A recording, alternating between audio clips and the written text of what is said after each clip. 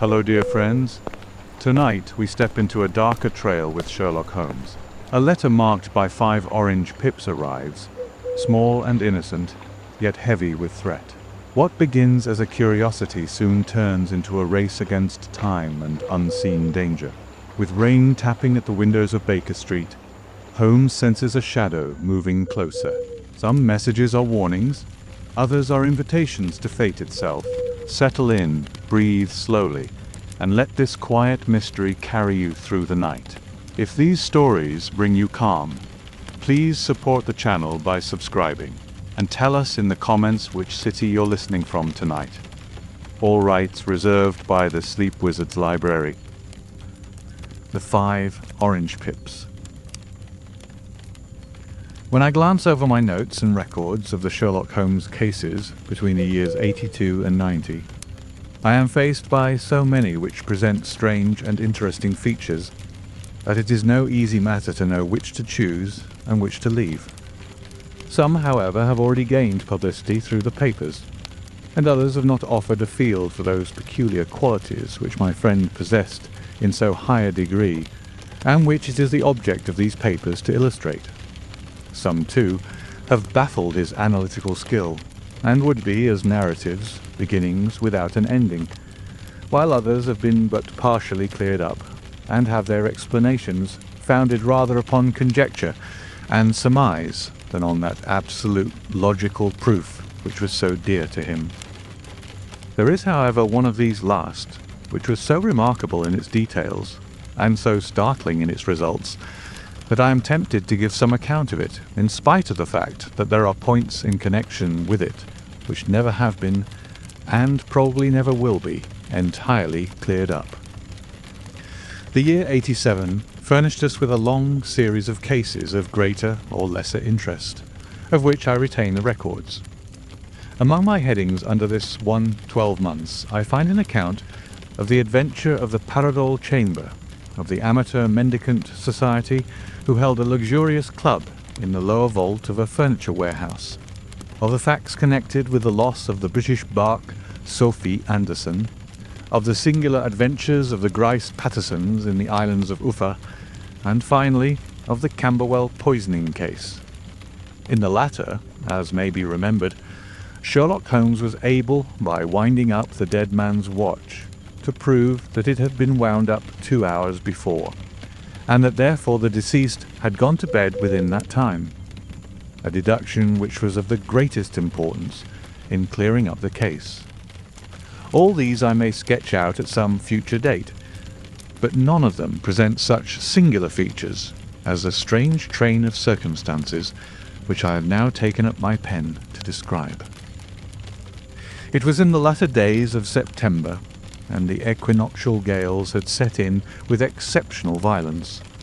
All day the wind had screamed and the rain had beaten against the windows, so that even here in the heart of great handmade London we were forced to raise our minds for the instant from the routine of life, and to recognize the presence of those great elemental forces which shriek at mankind through the bars of his civilization, like untamed beasts in a cage. As evening drew in, the storm grew higher and louder, and the wind cried and sobbed like a child in the chimney. Sherlock Holmes sat moodily at one side of the fireplace, cross-indexing his records of crime, while I at the other was deep in one of Clark Russell's fine sea stories, until the howl of the gale from without seemed to blend with the text, and the splash of the rain to lengthen out into the long swash of the sea waves. My wife was on a visit to her mother's, and for a few days I was a dweller once more in my old quarters at Baker Street. "Why?" said I, glancing up at my companion. "That was surely the bell. Who could come tonight? Some friend of yours, perhaps?" "Except yourself, I have none," he answered. "I do not encourage visitors." "A client, then?" "If so, it is a serious case. Nothing less would bring a man out on such a day and at such an hour. But I take it that it is more likely to be some crony of the landlady's." Sherlock Holmes was wrong in his conjecture, however, for there came a step in the passage and a tapping at the door. He stretched out his long arm to turn the lamp away from himself and towards the vacant chair upon which a newcomer must sit. "Come in," said he. The man who entered was young, some 22 at the outside, well-groomed and trimly clad, with something of refinement and delicacy in his bearing. The streaming umbrella which he held in his hand and his long, shining waterproof told of the fierce weather through which he had come. He looked about him anxiously in the glare of the lamp, and I could see that his face was pale and his eyes heavy, like those of a man who is weighed down with some great anxiety. "I owe you an apology," he said, raising his gold pince-nez to his eyes. "I trust that I'm not intruding. I fear that I have brought some traces of the storm and rain into your snug chamber." "Give me your coat and umbrella," said Holmes. "They may rest here on the hook and will be dry presently. You have come up from the southwest, I see." "Yes, from Horsham." "That clay and chalk mixture which I see upon your toe-caps is quite distinctive." "I have come for your advice." "That is easily got." "And help." "That is not always so easy." "I have heard of you, Mr. Holmes. I heard from Major Prendergast how you saved him in the Tankerville Club scandal." "Ah, of course. He was wrongfully accused of cheating at cards." "He said that you could solve anything." "He said too much." "That you are never beaten." "I have been beaten 4 times, 3 times by men, and once by a woman." "But what is that compared with the number of your successes?" "It is true that I have been generally successful." "Then you may be so with me." "I beg that you will draw your chair up to the fire and favour me with some details as to your case." "It is no ordinary one." "None of those which come to me are. I am the last court of appeal." "And yet I question, sir, whether in all your experience you have ever listened to a more mysterious and inexplicable chain of events than those which have happened in my own family." "You fill me with interest," said Holmes. "Pray, give us the essential facts from the commencement, and I can afterwards question you as to those details which seem to me the most important." The young man pulled his chair up and pushed his wet feet out towards the blaze. "My name," said he, "is John Openshaw, but my own affairs have, as far as I can understand, little to do with this awful business. It is a hereditary matter, so in order to give you an idea of the facts, I must go back to the commencement of the affair. You must know that my grandfather had 2 sons, my uncle Elias and my father Joseph. My father had a small factory at Coventry, which he enlarged at the time of the invention of bicycling. He was a patentee of the Openshaw unbreakable tyre, and his business met with such success that he was able to sell it and to retire upon a handsome competence. My uncle Elias emigrated to America when he was a young man and became a planter in Florida, where he was reported to have done very well. At the time of the war he fought in Jackson's army, and afterwards under Hood, where he rose to be a colonel. When Lee laid down his arms, my uncle returned to his plantation, where he remained for 3 or 4 years. About 1869 or 1870, he came back to Europe and took a small estate in Sussex, near Horsham.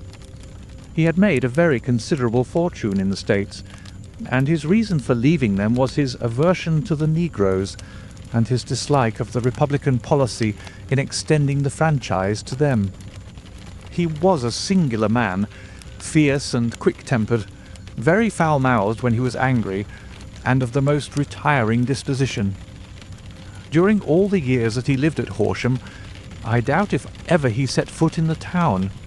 He had a garden and 2 or 3 fields round his house, and there he would take his exercise, though very often for weeks on end he would never leave his room.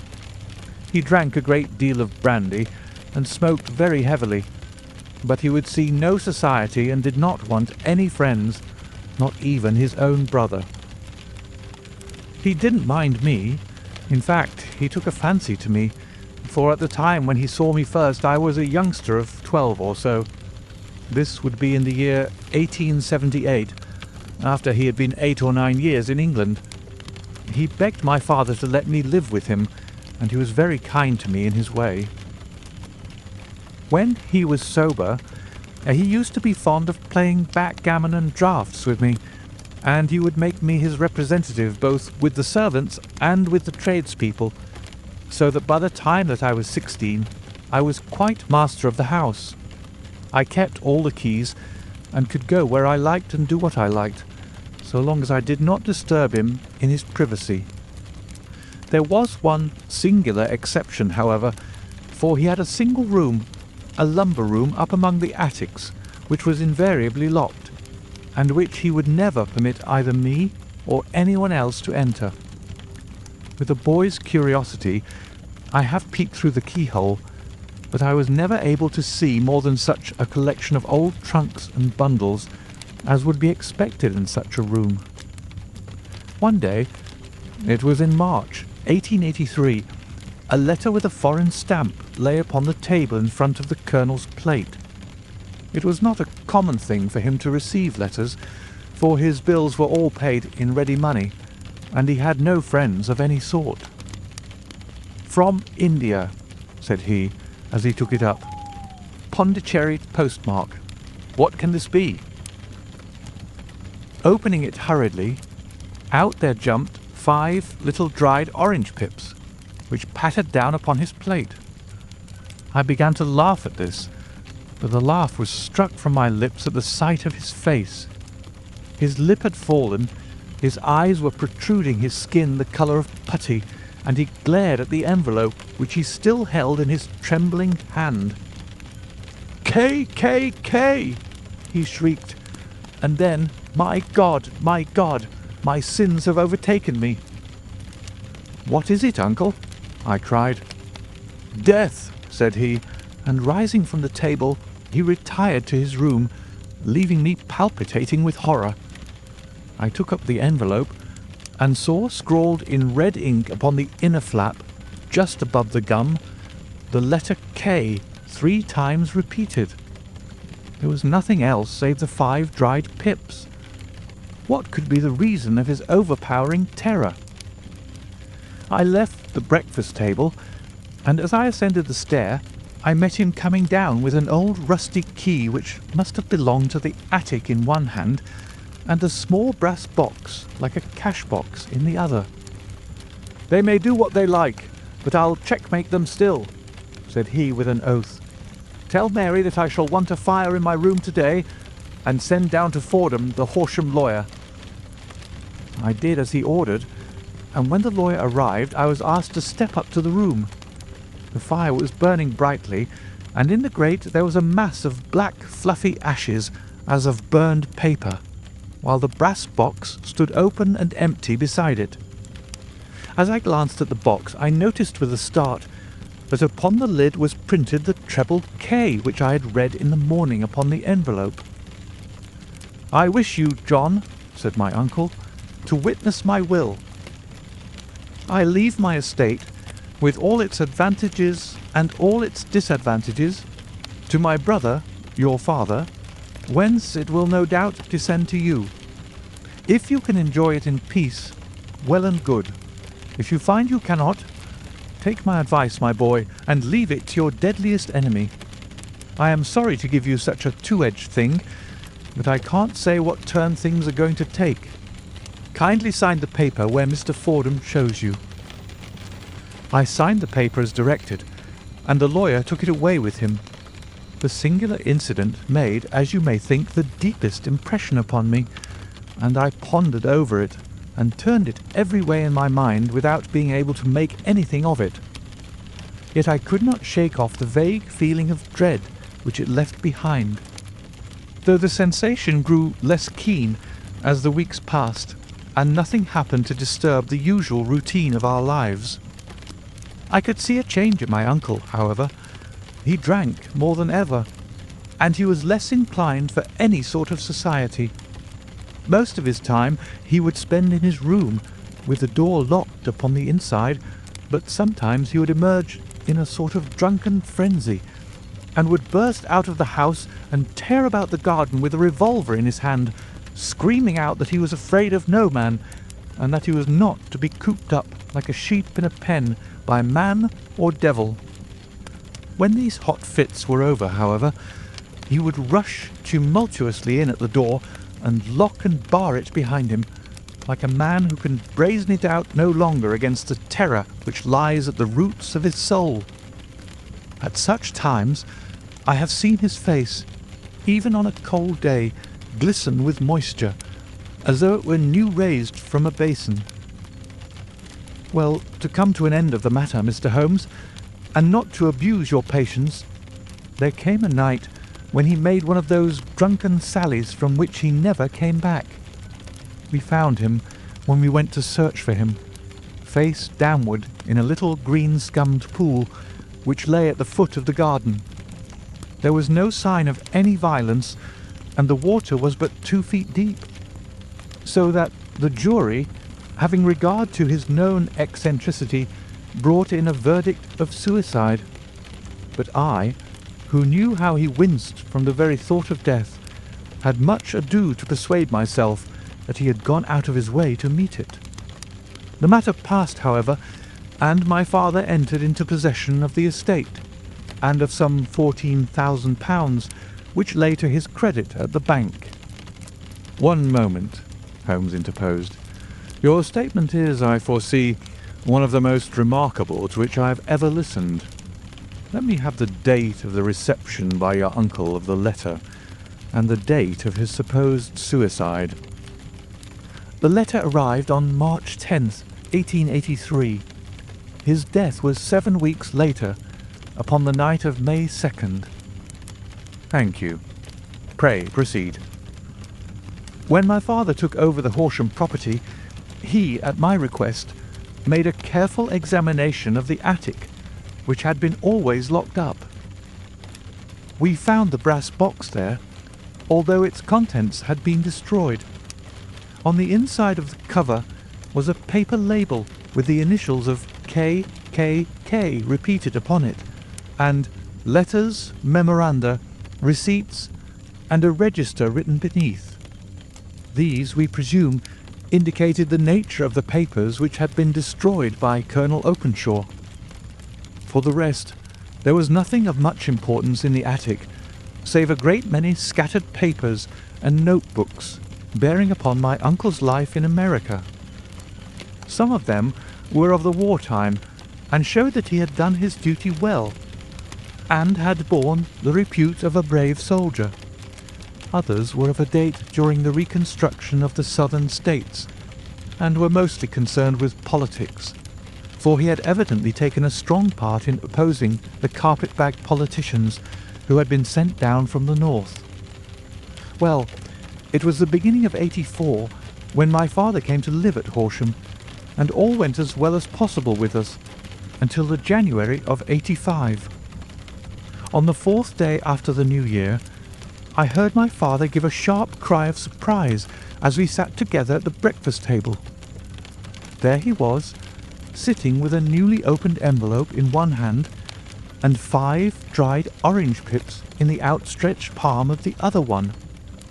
He had always laughed at what he called my cock and bull story about the colonel, but he looked very scared and puzzled now that the same thing had come upon himself. "Why, what on earth does this mean, John?" he stammered. My heart had turned to lead.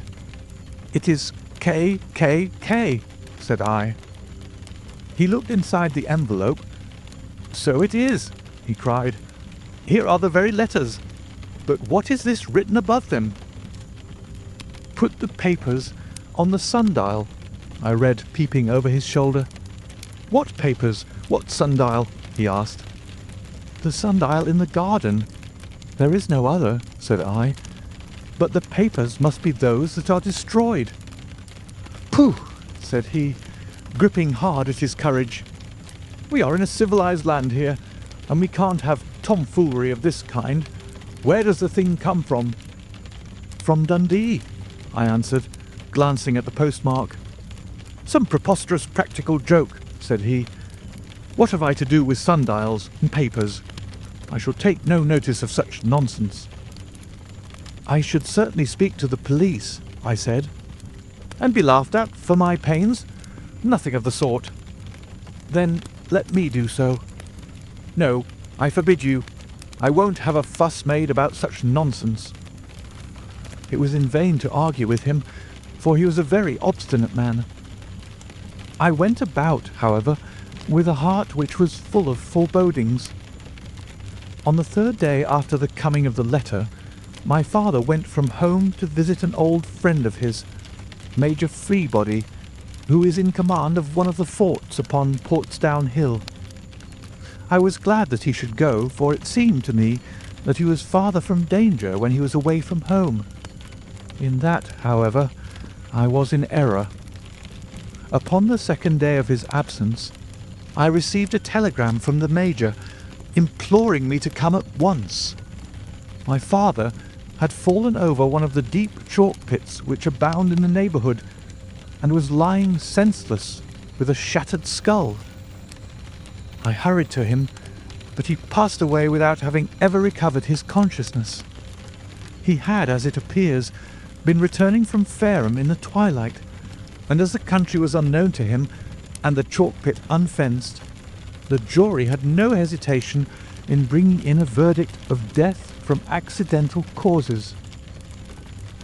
Carefully, as I examined every fact connected with his death, I was unable to find anything which could suggest the idea of murder. There were no signs of violence, no footmarks, no robbery, no record of strangers having been seen upon the roads, and yet I need not tell you that my mind was far from at ease, and that I was well nigh certain that some foul plot had been woven round him. In this sinister way I came into my inheritance. You will ask me why I did not dispose of it. I answer because I was well convinced that our troubles were in some way dependent upon an incident in my uncle's life, and that the danger would be as pressing in one house as another. It was in January 85 that my poor father met his end, and 2 years and 8 months have elapsed since then. During that time I have lived happily at Horsham, and I had begun to hope that this curse had passed away from the family, and that it had ended with the last generation. I had begun to take comfort too soon, however. Yesterday morning the blow fell in the very shape in which it had come upon my father. The young man took from his waistcoat a crumpled envelope, and turning to the table he shook out upon it 5 little dried orange pips. "This is the envelope," he continued. "The postmark is London, Eastern Division. Within are the very words which were upon my father's last message, K, K, K. And then put the papers on the sundial." "What have you done?" asked Holmes. "Nothing." "Nothing?" "To tell the truth," he sank his face into his thin white hands, "I have felt helpless. I have felt like one of those poor rabbits when the snake is writhing towards it. I seem to be in the grasp of some resistless, inexorable evil which no foresight and no precautions can guard against." "Tut, tut," cried Sherlock Holmes. "You must act, man, or you are lost. Nothing but energy can save you. This is no time for despair." "I have seen the police." "Ah." "But they listened to my story with a smile. I am convinced that the inspector has formed the opinion that the letters are all practical jokes, and that the deaths of my relations were really accidents, as the jury stated, and were not to be connected with the warnings." Holmes shook his clenched hands in the air. "Incredible imbecility," he cried. They have, however, allowed me a policeman who may remain in the house with me." "Has he come with you tonight?" "No, his orders were to stay in the house." Again Holmes raved in the air. "Why did you come to me?" he cried. "And above all, why did you not come at once?" "I did not know. It was only today that I spoke to Major Prendergast about my troubles, and was advised by him to come to you." "It is really 2 days since you had the letter.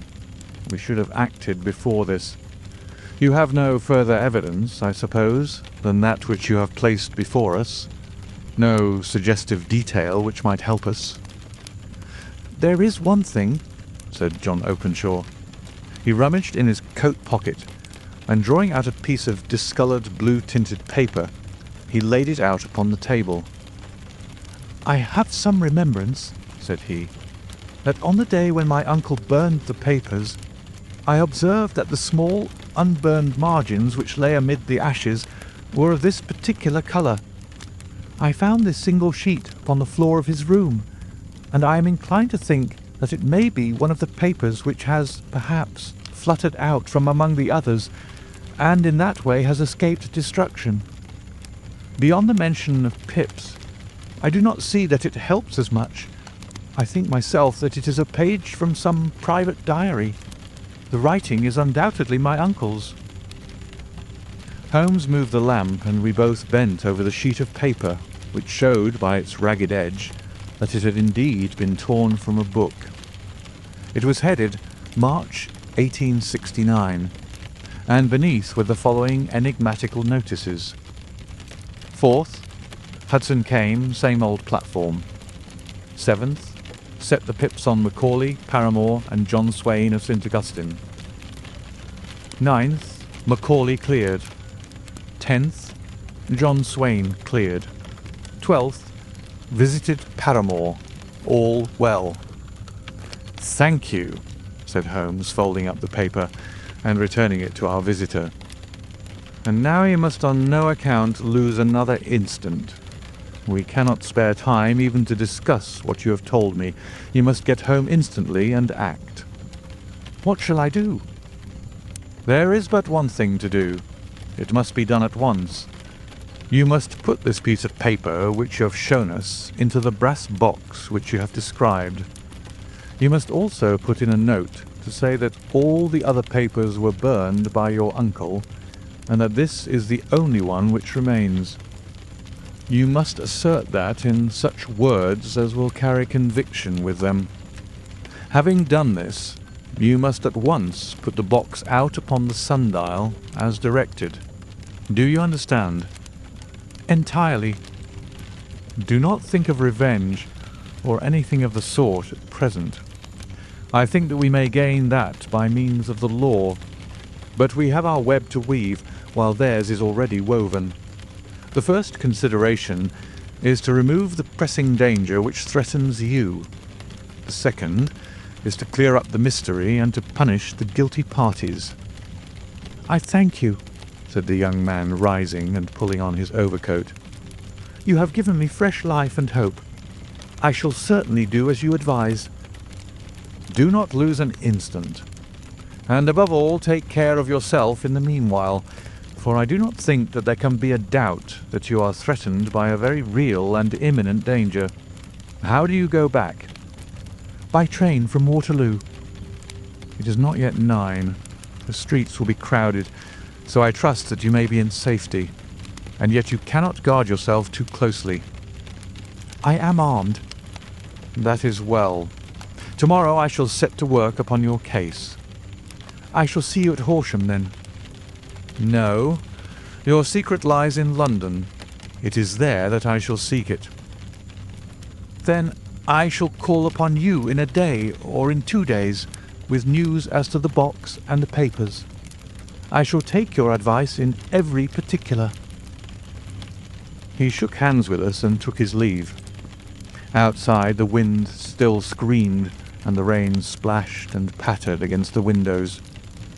This strange, wild story seemed to have come to us from amid the mad elements. blown in upon us like a sheet of seaweed in a gale, and now to have been reabsorbed by them once more. Sherlock Holmes sat for some time in silence, with his head sunk forward and his eyes bent upon the red glow of the fire. Then he lit his pipe, and leaning back in his chair, he watched the blue smoke rings as they chased each other up to the ceiling. "I think, Watson," he remarked at last, "that of all our cases we have had none more fantastic than this. Save perhaps the sign of 4. Well, yes, save perhaps that.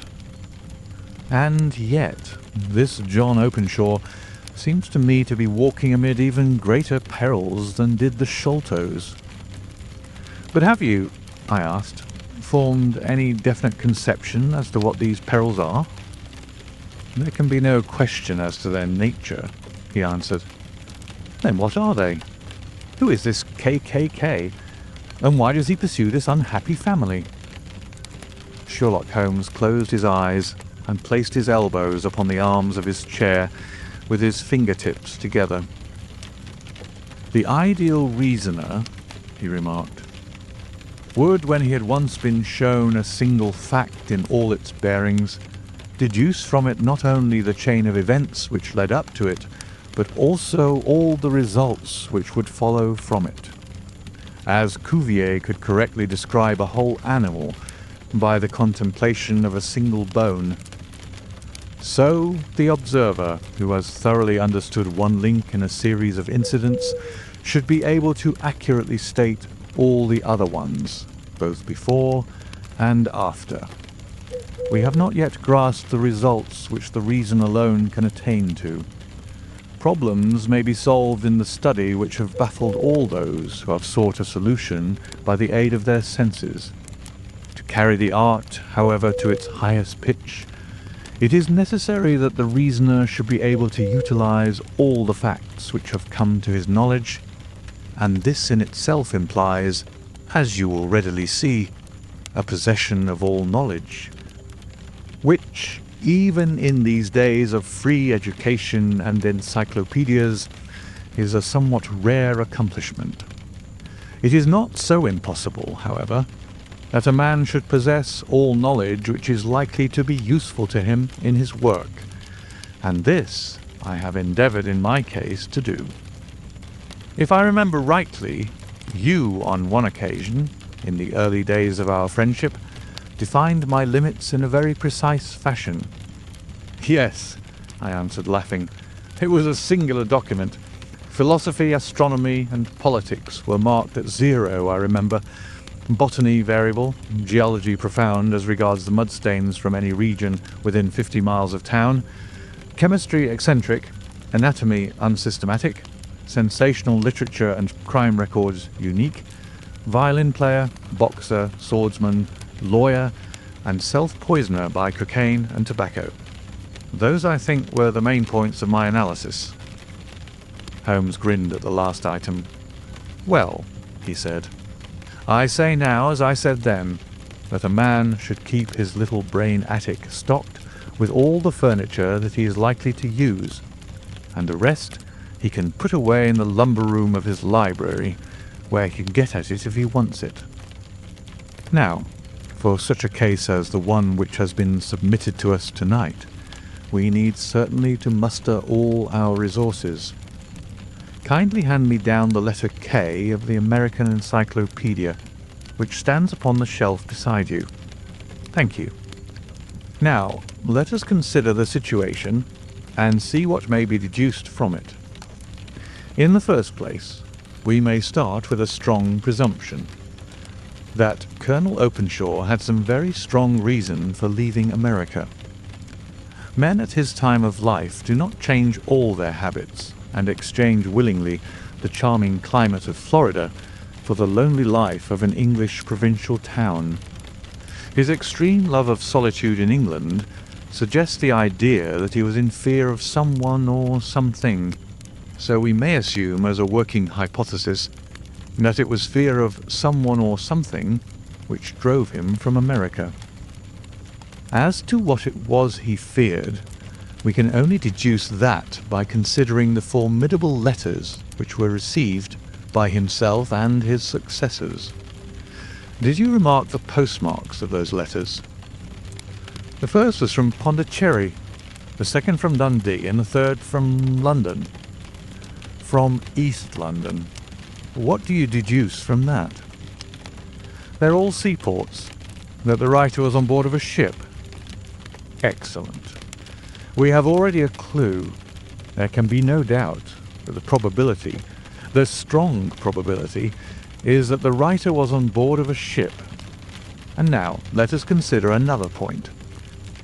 In the case of Pondicherry, 7 weeks elapsed between the threat and its fulfilment. In Dundee it was only some 3 or 4 days. Does that suggest anything?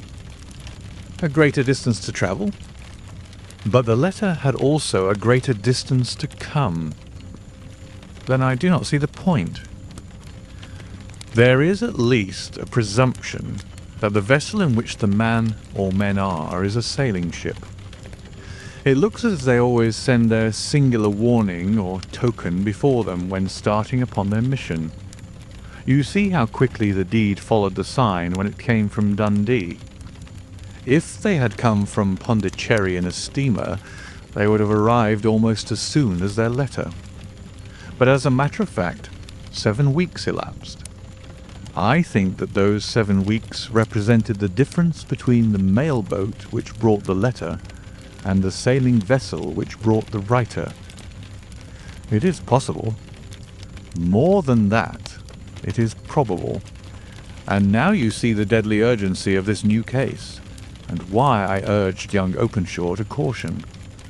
The blow has always fallen at the end of the time which it would take the senders to travel the distance. But this one comes from London, and therefore we cannot count upon delay. Good God, I cried. What can it mean, this relentless persecution? The papers which Openshaw carried are obviously of vital importance to the person or persons in the sailing ship. I think that it is quite clear that there must be more than one of them. A single man could not have carried out 2 deaths in such a way as to deceive a coroner's jury. There must have been several in it, and they must have been men of resource and determination. Their papers they mean to have, be the holder of them who it may. In this way, you see, KKK ceases to be the initials of an individual and becomes the badge of a society. But of what society? Have you never, said Sherlock Holmes, bending forward and sinking his voice, have you never heard of the Ku Klux Klan? I never have. Holmes turned over the leaves of the book upon his knee. Here it is, said he presently. Ku Klux Klan, a name derived from the fanciful resemblance to the sound produced by cocking a rifle.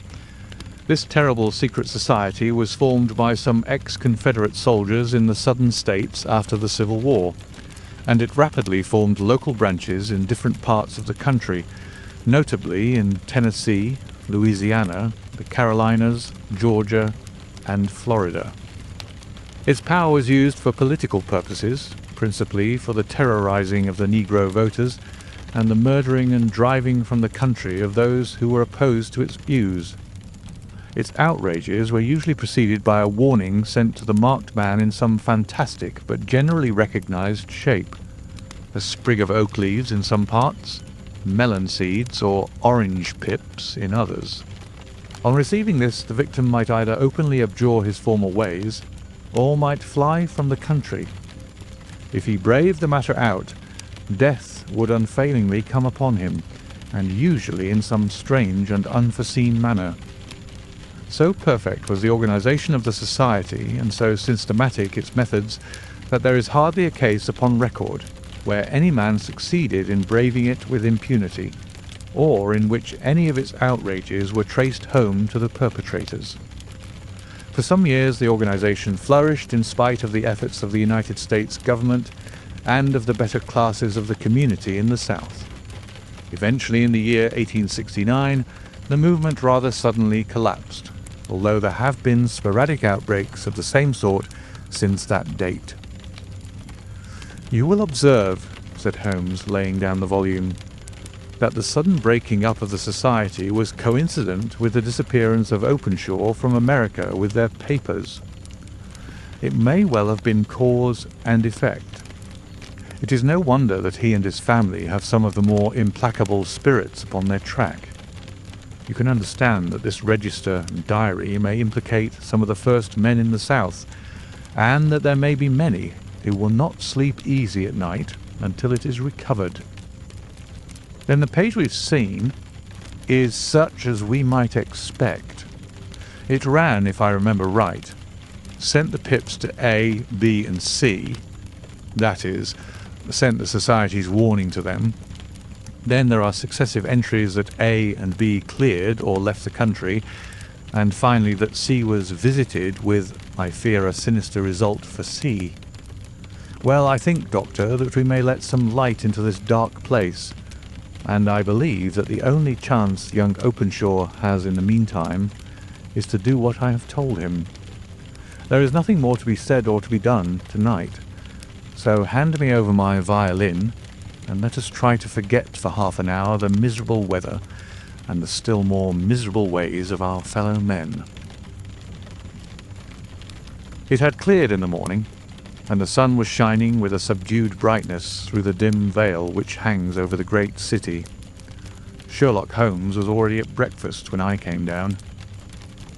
"You will excuse me for not waiting for you," said he. "I have, I foresee, a very busy day before me in looking into this case of young Openshaw's." "What steps will you take?" I asked. "It will very much depend upon the results of my first inquiries. I may have to go down to Horsham after all." "You will not go there first?" "No, I shall commence with the city. Just ring the bell and the maid will bring up your coffee." As I waited, I lifted the unopened newspaper from the table and glanced my eye over it. It rested upon a heading which sent a chill to my heart. "Holmes," I cried, "you're too late." "Ah," said he, laying down his cup.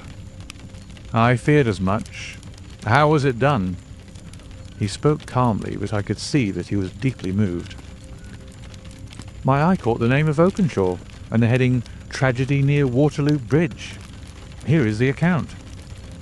Between 9 and 10 last night, Police Constable Cook of the H Division on duty near Waterloo Bridge heard a cry for help and a splash in the water.